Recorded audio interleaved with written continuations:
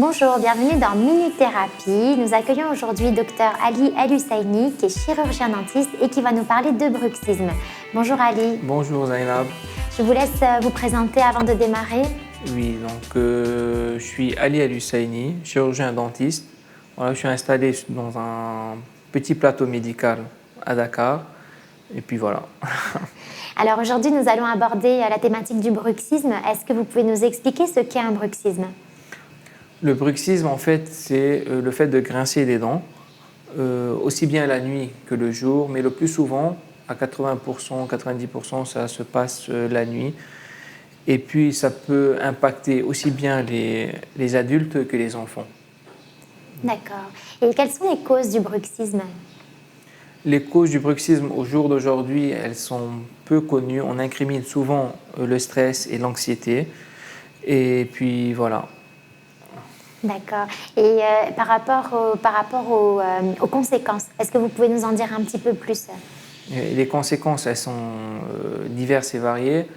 Il y a par exemple des douleurs au niveau des articulations temporomandibulaires, au niveau de la mâchoire. Ici, on peut avoir des douleurs en avant de l'oreille, au niveau du cou, au niveau du dos. Et surtout, on se réveille avec des douleurs, très souvent une contraction de la mâchoire, une douleur parfois qui peut entraîner des céphalées. On peut aussi abraser les dents, on peut avoir des usures dentaires qui sont parfois très, très sévères. Donc plus de la moitié de la dent est abrasée. Et voilà. D'accord. Et vous, en tant que chirurgien dentiste, qu'est-ce que vous pouvez apporter à un patient qui vient avec cette demande ? En fait, en général, le patient, il vient souvent, il ne se rend pas compte qu'il bruxe des dents, qu'il serre les dents la nuit. Donc, c'est nous, en l'examinant, s'il vient pour une carie, un détartrage, on peut, nous, le constater par l'usure des dents. Mais s'il vient, il vient souvent avec, il vient avec des douleurs au niveau de la mâchoire, il ne dort pas bien, il se réveille fatigué. Donc, c'est ce qui nous interpelle un petit peu.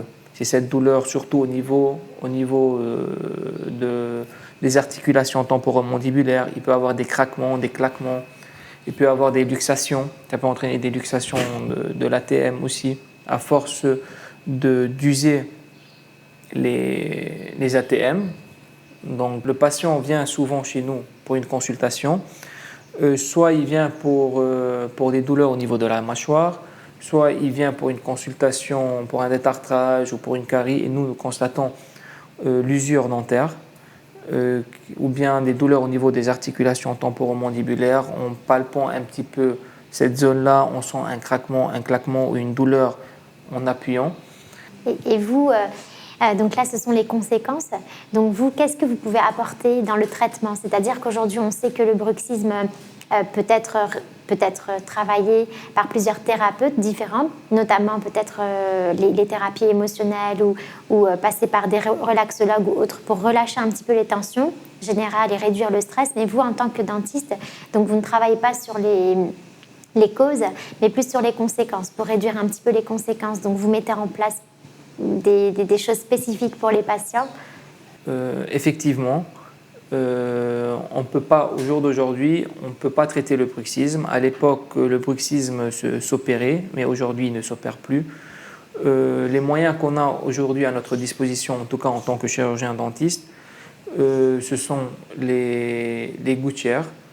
Des gouttières qu'on place pour éviter en fait le grincement des dents. On ne peut pas empêcher le bruxisme, mais on peut empêcher le grincement des dents, donc l'usure des dents. Au lieu d'user les dents, on va user la gouttière. Et donc, de ce fait, ça amortit un petit peu l'impact. Et on peut aussi donner des myorelaxants, des anti-inflammatoires en cas de douleur aiguë. Et puis voilà, on peut avoir recours à d'autres disciplines comme la kinésithérapie ou la toxine botulique, communément appelée le Botox, ou voilà, des programmes de relaxation, ou faire du sport. Donc c'est tout ce qu'on a aujourd'hui en notre possession pour traiter le bruxisme. Alors, vous mettez en place une gouttière pour les patients, mais Est-ce qu'il arrive parfois que certains patients n'arrivent pas à supporter la gouttière? Effectivement, certains patients n'acceptent pas facilement la gouttière parce que c'est un corps étranger. Tout corps étranger est difficile à accepter, il faut un temps d'adaptation.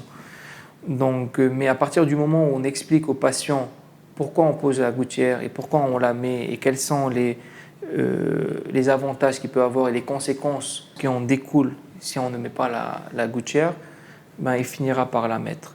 Mais il faut toujours un temps d'adaptation. Maintenant, la gouttière, il faut la changer au bout d'un certain temps parce que comme ça dépend de la fréquence du bruxisme.